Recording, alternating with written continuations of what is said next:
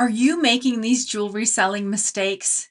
If you are, they could be costing you hundreds, if not thousands of dollars over the years. Today, I'm going to be sharing with you 5 common jewelry selling mistakes that resellers make all the time, and it could be costing you so much money. If you're like me and you like picking up jewelry from garage sales, estate sales, thrift stores, jewelry jars, then you need to know what you've got and how you're going to sell it, because you could be leaving money on the table by making some of these mistakes. Let's get started. Mistake number 1 is misidentifying jewelry. This could be selling gold or silver for way less than what it's worth. Some of these common problems don't just have to do with selling gold or silver. It could be misidentifying brands that go for a lot of money. And there are some really easy fixes for these problems. The first one is to have the right kind of tools to be able to test the jewelry at home. So if we're talking about gold or silver or something with precious gemstones in it, then having a jewelry testing kit can really ensure that you are listing your item for the right price. And I've got a link down below for the tools that I use. But if you're just getting started, here are some just very basic things that you could use. One is a simple jeweler's loupe or your camera zoomed in, magnifying glass. Another thing is a magnet. This is my favorite. It's a extendable magnet because I have jewelry magnets that are specific for jewelry testing, but I always lose them. And so this one I don't lose because it's a big wand and I can stick it with my pens and pencils and I don't misplace it, but it works just as well, and they're fairly inexpensive. Another item that isn't too expensive is a jewelry testing kit for testing the metals. It'll test silver, gold, platinum, and it is acid, so I would recommend using gloves for that, but they're not super duper expensive. And some of the kits even come with a diamond tester.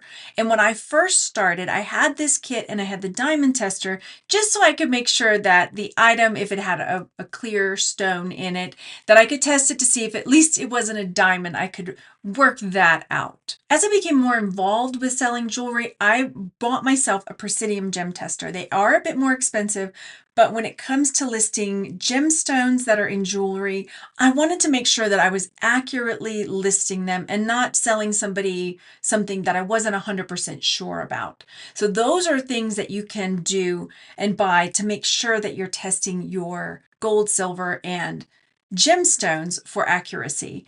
Now, if you've got a piece of jewelry that you think it looks really high end, but you're not 100% sure, you can go to Google Lens and take a picture of it, and it will search to find jewelry pieces that are like it to help you narrow down if it's something that maybe is unmarked.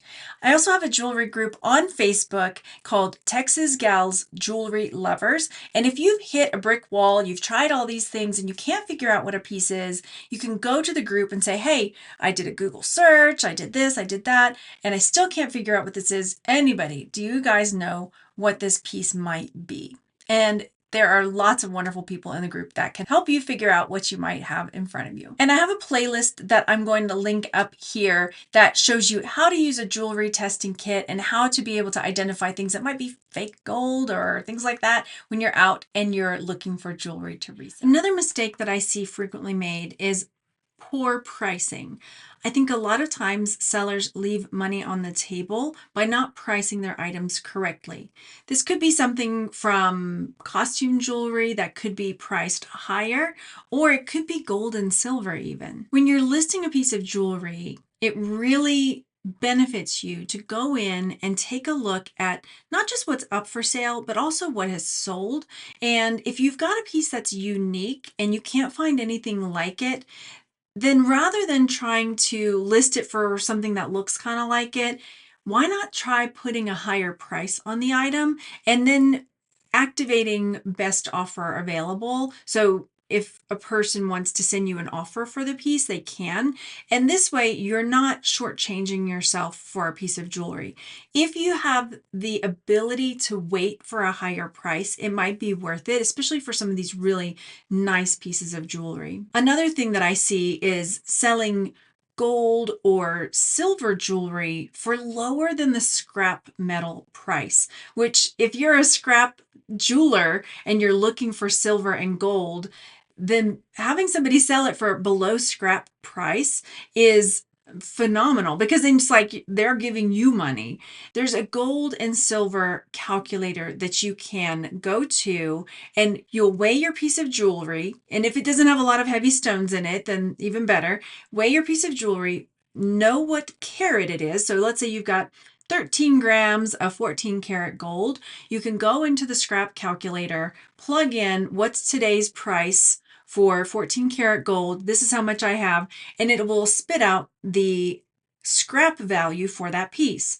Now, you want to make sure that you are selling your piece above that price, because if you're selling it below that price, somebody could buy it from you and go and take it and scrap it, and then they've made money. Most of the time with silver and gold jewelry, especially if it's a nice piece, I price it well above, because it's not the value of the silver at that point or the gold at that point, because the style of the piece and the artistry and the craftsmanship that went into it can increase the value significantly. If it's a damaged piece, fantastic, and you're selling it for the scrap price, you still want to make sure you're selling it for over the scrap price, because like I said, somebody can just buy it and go scrap it, or you might as well just take it down to your local gold dealer and sell it to them for the scrap price. The third mistake that I see frequently, and that I also made early, especially early on, and still to this day, is taking bad photos. Bad photos can absolutely kill your sales. We're talking about blurry photos, photos that are too busy, photos that are dark. It can make your jewelry look cheap, and it can make you look like a not experienced seller that someone might struggle with buying something from. And there are a lot of really quick fixes to the problems that we can face when we're creating photos for our jewelry. And I've had to go back and do this with some of mine, because sometimes I don't realize when I've listed something that the photos are darker than I anticipated that they would be, because of the room I happen to be in. And when I go back and look, I'm like, oh my gosh, this looks horrible. Let me go fix this. And there are some ways to fix jewelry photos that you may have already got put up on eBay. Sometimes you might have to go back and retake the photos, and that's just part of selling. I've had to do that before too. If you've got something that hasn't sold in a while and you're just like, why is this not sold? Go back and look and see, how do my photos look? Do they really, honestly, look that good? Can I do something to make them look better? Take them in with a brighter background, with better lighting? What can I do to fix this so that maybe somebody can hone in and really want to buy this piece of jewelry? And that leads into our next mistake that I see frequently, and not using the right keywords.